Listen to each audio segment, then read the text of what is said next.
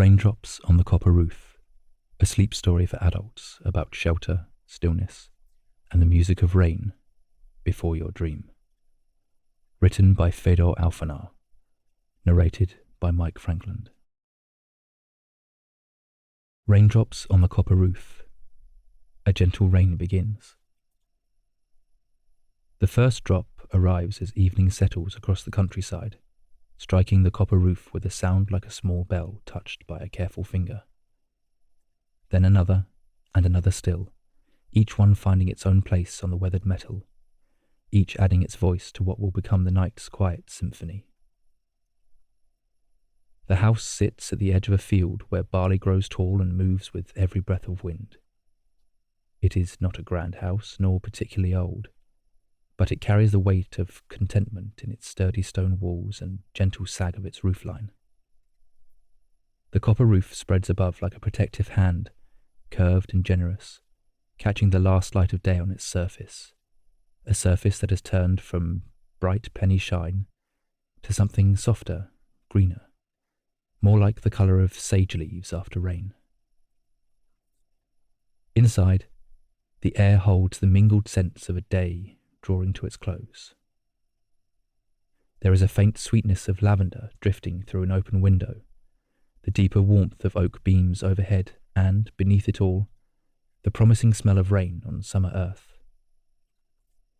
The floorboards, worn smooth by decades of footsteps, creak gently as the house settles into evening. They are wide planks of pine, honey-coloured in the lamplight, scattered with small rugs that have softened with age until they feel like clouds beneath bare feet. An armchair waits by the fireplace, its fabric faded to the colour of autumn leaves.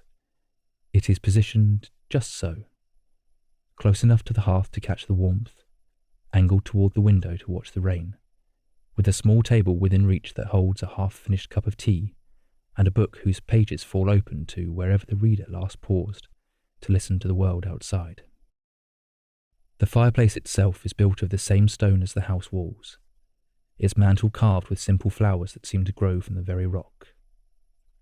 A fire burns low within it, not the fierce blaze of winter, but the gentle flame of a summer evening, more for comfort than necessity.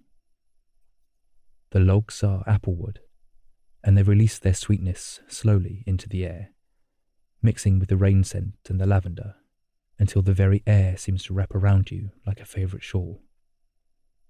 Above, the rain finds its rhythm on the copper.